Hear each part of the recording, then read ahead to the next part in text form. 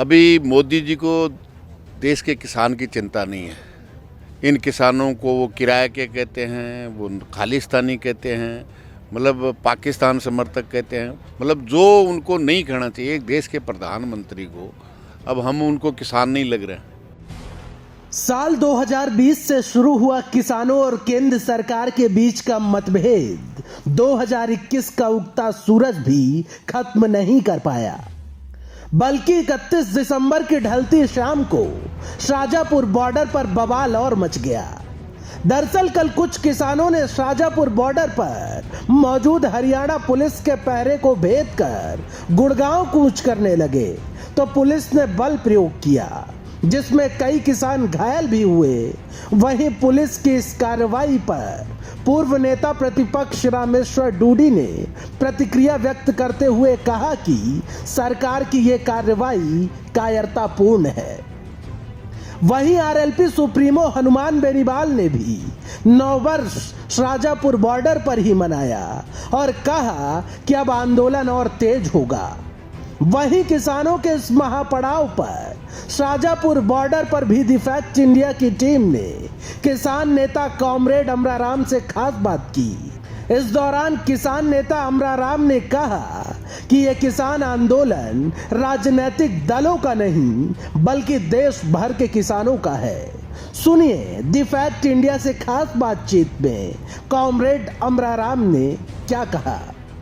इस वक्त हम मौजूद हैं शाजापुर बॉर्डर पर ही, जहां अब धीरे धीरे शाम और गहराने लगी है और जो तमाम जो यहाँ पर किसान हैं वो अब धीरे धीरे अपने तंबू की ओर बढ़ने लगे हैं, क्योंकि सर्द यहाँ पर ज़्यादा होती है। जब हम यहाँ पर आए तो हमको मालूम पड़ा कि रात में बर्फ़ तक यहाँ पर पड़ रही है। अंदाज़ा लगाइए स्थिति कैसी होगी और किन मुश्किलों में किसान यहाँ पर महापड़ाव कर रहे हैं। लिहाजा तमाम मामलातों पर हमसे खास बातचीत करने के लिए किसान नेता कॉमरेड अमराराम जी जुड़े हुए हैं।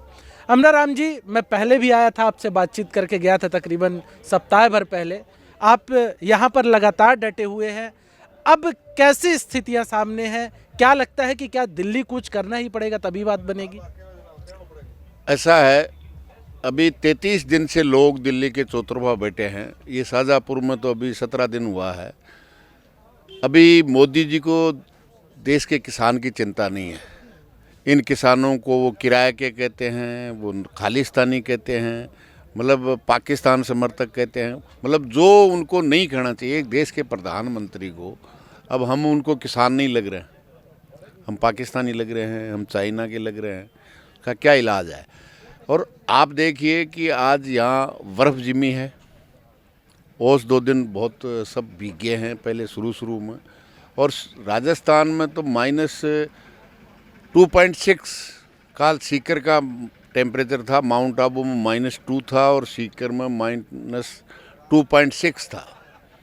जिसमें 42 किसानों ने इस देश को और किसान को और आम उपभोक्ता को बचाने के लिए 42 लोगों ने शहादत दे दी है। देश की सरकार जिन काले कानूनों को पिछले 6 महीने से 3 जून से हम कह रहे हैं काले कानून हैं, निश्चित रूप से उनको वापस लेना पड़ेगा। अभी 29 तारीख हमने दी थी, कल 30 तारीख को उन्होंने वार्ता, लेकिन वार्ता का केवल बहाना सुप्रीम कोर्ट के लिए फाइल बनाने का कि किसान से हम बात करना चाहते हैं, लेकिन किसान बात नहीं करना चाहता। केवल और केवल ये कर रहे हैं। जब वो करें किसानों की आज़ादी हो गई है, एमएसपी थी, है और रहेगी, तो राजस्थान में अकेले बाजरा जो 43 लाख मीट्रिक टन हुआ, 4,300 करोड़ का नुकसान, 2150 की जगह 1100 और 1150 में बाजरा बेचने के लिए मजबूर है। 85% किसान जो लघु और सीमांत है उसने तो 1100 1150 में बेच दिया है। 1 किलो दाना एमएसपी घोषित है मनमोहन सिंह वो उसकी मोदी सरकार की तरफ से, 1 किलो बाजरा खरीदा हो। अभी हरियाणा में है, हम बॉर्डर पे बैठे हैं। अलवर का किसान अगर हरियाणा में ले जाना चाहिए वो तो करे कहीं ले जाके बेच दो, या 1 किलोमीटर उधर नहीं बेच सकता, 20 किलोमीटर रेवाड़ी में नहीं बेच सकता। तो कैसी, मतलब इससे झूठा प्रधानमंत्री ने देश में हुआ है और न आगे होगा। अमराराम जी, मैं यहाँ पे आ रहा था तो मैंने देखा कि हनुमान बेनीवाल जो आरएलपी सुप्रीमो हैं, उन्होंने अपना एक अलग मंच बना रखा है। सवाल यहाँ पर ये खड़ा होता है, जब बात किसानों की है, मुद्दा एक है, तो फिर मंच अलग अलग क्यों बन रहे हैं?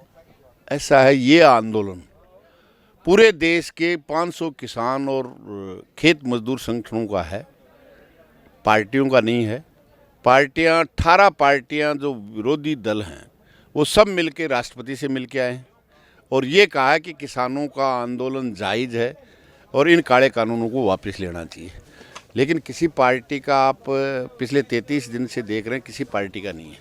हनुमान बेनीवाल ने जो मंच लगा रखा है, किस कोई किसान संगठन का नहीं है।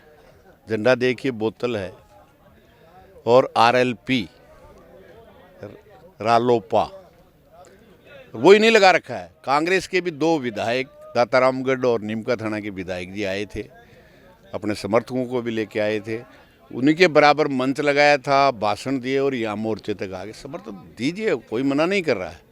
लेकिन ये जो स्टेज है, मोर्चे लगे हुए हैं दिल्ली के चौतरफा, वो केवल और केवल किसान और खेत मजदूरों के 500 संगठनों का है। उनका कोई किसान संगठन है तो जो संयोजन समिति बनी हुई है, किसान संयुक्त मोर्चा बना हुआ है, उसके बीच में जाइए, इसमें शामिल हुई है। सवाल डंडे और झंडों का नहीं है, राजनीतिक सवाल नहीं है। ये सवाल है, इस देश का किसान और उपभोक्ता बचेगा या लूटने का लाइसेंस जो 3 कानून बनाए हैं। चौथा बिजली कानून प्रस्तावित है, एमएसपी की कोई गारंटी नहीं है, कोई खरीद की व्यवस्था नहीं है। तो केवल लोगों को 2150 नहीं 4150 भी घोषित कर दें तो किसान को क्या मिला? नुकसान किसान को हो रहा है न कांग्रेस पार्टी को हो रहा है, राजस्थान की सरकार है, न भारतीय जनता पार्टी देश की सरकार है। दोनों की जिम्मेदारी है ना। अगर राजस्थान के किसान से नहीं खरीद रहा, महाराष्ट्र से खरीद रहा, तो कांग्रेस सरकार की जिम्मेदारी नहीं क्या? पूरे 117 विधायकों को लेकर के मोदी के दरवाजे पे बैठते कि बाजरा जब हरियाणा में खरीदा जा रहा है तो राजस्थान में क्यों नहीं है? तो न कांग्रेस का नुकसान हो रहा, न भारतीय जनता पार्टी का हो रहा है, देश के किसान का होगा। इसलिए किसानों को और मजदूरों का संघर्ष है, उसके रूप में आता है और बाकी अपनी पार्टी के रूप में भी करता है, तो किसी को कोई एतराज़ नहीं है। हमें एतराज़ नहीं। अमरा राम जी, कई दौर की किसानों और सरकार के बीच में वार्ता हुई। इस बार भी यदि वार्ता बेनतीजा रही तो आगे किस प्रकार की रूपरेखा बनाई गई है, क्या रणनीति बनाई गई है आपस में? रणनीति यह है कि 30 तारीख को अगर सरकार जिन 4 मुद्दों पे बात करने के लिए प्रस्ताव किसान संयुक्त मोर्चे ने दिया है, उनमें ये सो जाती है, हम 1 घंटे के बाद सब मोर्चे खाली कर देंगे। अगर 30 तारीख को सफल नहीं होते तो 31 तारीख को तो सिंधु बॉर्डर है, वहाँ ट्रैक्टरों का काफिला चलेगा, टिकरी जाएगा, टिकरी के बाद शाहजहाँपुर आएगा, शाहजहाँपुर के बाद में गाजीपुर जाएगा और इस भारतीय जनता पार्टी की सरकार की पुलिस सरकार के आदेश से जहाँ भी रोकेगी वहाँ बैठने का कष्ट करेंगे। मैं समझता हूँ ये पहला आंदोलन भारत देश का है और दुनिया का होगा, जो ऐतिहासिक भी है, अभूतपूर्व भी है, शांतिपूर्वक भी है। 33 दिन और 42 किसानों की शहादत के बाद में किसी का धक्का नहीं मारा। सरकार ने ज़रूर पानी छोड़ा है, अश्रु गैस छोड़ी है, हाईवे खोदा। आप देखिए, यहाँ बैरिकेड लगा रखे हैं, वो आपके कंटेनर लगा रखे हैं, बहुत बड़े बड़े पत्थर लगा रखे हैं, जैसे कोई पाकिस्तान की सीमा को सील कर रखा हो। हम पाकिस्तान के तो नहीं हैं, हम चीन और बांग्लादेश के भी नहीं हैं, इस भारत के किसान। और मैं कहना चाहता हूँ मोदी जी कि इस जनता ने सरकार बनाई है, सरकार ने जनता को नहीं बनाया है। तो निश्चित रूप से किसान के धैर्य की परीक्षा नहीं ले और उसके बाद में भी अगर सरकार नहीं तो प्रोग्राम हमने ये बनाया है कि दिल्ली, रेवाड़ी, गुड़गांव के जो हमारे मिडिल क्लास के लोग हैं, वो नया वर्ष 2020 में आंदोलन 3 जून से शुरू है। ये 33 दिन से और 17 दिन से मोर्चे लगे हुए हैं और फिर भी नहीं मानती है, तो वो हमारे साथ नया वर्ष मनाएं और 1 तारीख को हम वो आर पार की आंदोलन की घोषणा करेंगे और निश्चित रूप से फिर आर पार होगा। या तो सरकार रहेगी या ये काले कानून रहेंगे। अमरा राम जी, भारतीय जनता पार्टी के नेता किसानों में जाकर जागरूकता अभियान चला रहे हैं। उनका कहना है कि किसान को पता ही नहीं है कि इस बिल के कितने फ़ायदे हैं। सरकार ने, आप बता दीजिए क्या फ़ायदा है। आप तो मीडिया में हैं, सब लोगों से मिलते हो, क्या फ़ायदा। एक फ़ायदा तो मैंने गिना दिया कि एमएसपी है, थी, रहेगी, कहीं भी बेच सकता है। और जब आप बताइए, जब छोटा व्यापारी व्यापार करता था जब तो स्टॉक सीमा थी, अब अंबानी, अडानी और वॉलमार्ट करेगा जब स्टॉक सीमा नहीं है। इसका मतलब क्या है?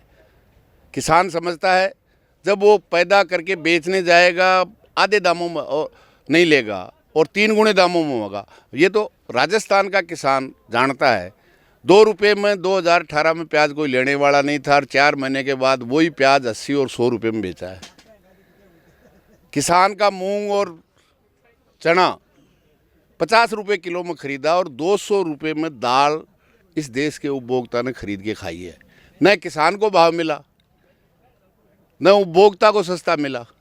ये तो सरकार वो है जो अभी 20 सब्जियों को केरल की वाम मोर्चा सरकार ने लागत की 20% बढ़ा करके एमएसपी सब्जी की देश में कहीं नहीं है, एमएसपी घोषित की है। किसान को भी भाव मिलेगा, लाभकारी भाव मिलेगा और उपभोक्ता को भी सस्ता मिलेगा। आलू 2 रुपये में किसान का कोई लेता नहीं और अंकल चिप्स है ना, वो 10 ग्राम का 25 रुपया देना पड़ता है। तो आप अंदाज़ा कीजिए, ये लूटने का लाइसेंस दे दिया। आज तक तो उसको ब्लैक मार्केटिंग कहते थे, अब उनको लाइसेंस दे दिया। 50 रुपये किलो में मूंग और चना खरीदेंगे और 150 रुपये में दाल बेचने का लाइसेंस अंबानी और अडानी को दे दिया। उन्होंने ये कानून अध्यादेश आने से पहले गोडाउन बनाना शुरू कर दिया। मतलब सरकार 2, मोदी और शाह, अडानी और अंबानी, ये सरकार नहीं है, इस देश के 130 करोड़ लोग हैं। और सरकार को जनता बनाती है, सरकार जनता को नहीं बनाती है। निश्चित रूप से मोदी हारेगा। 2015 में भी पुणे में अधिग्रहण में हारा था, देश का किसान जीता था। और ये अभूतपूर्व और ऐतिहासिक न केवल देश में समर्थन मिल रहा है, आप देखिए आज 17 दिन हो गए, खाने का, पीने का, कोई दूध ले रहा है, कोई लस्सी ले रहा है, कोई गूंद के लड्डू ले रहा है।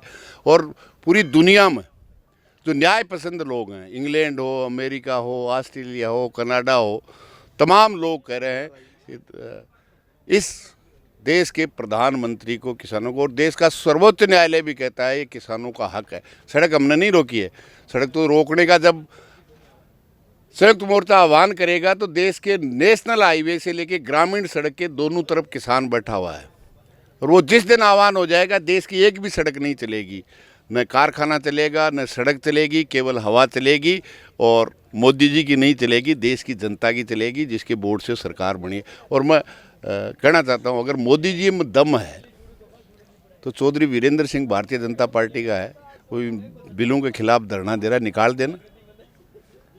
और वो करें, भ्रमित हो रहे हैं किसान, तो फिर सिमरजीत कौर बादल को किसने भ्रमित कर दिया? 80 में भारतीय जनता पार्टी बनी थी, उस दिन से अकाली दल था, वो इसको भ्रमित किसने कर दिया? अमरिंदर सिंह ने, किसानों ने। इसलिए केवल और केवल झूठ बोलने का काम करते हैं, लोगों को गुमराह करने का काम कर रहे हैं। लेकिन न देश का किसान आंदोलन बदनाम होगा, न बंटने का काम होगा। निश्चित रूप से मोदी हारेगा और किसान जीतेगा। तो ये थे किसान नेता अमराराम जी, जिनका साफ तौर पे कहना था कि अब आंदोलन आर पार का होगा और ये लड़ाई लंबी चलने वाली है। और कहीं ना कहीं इस आंदोलन में अब जो मोदी सरकार है वो पूंजीपतियों को लाभ पहुंचाना चाहती है। कैमरा पर्सन हेमंत के साथ मैं Rupesh Mishra, the fact India, Shajapur border.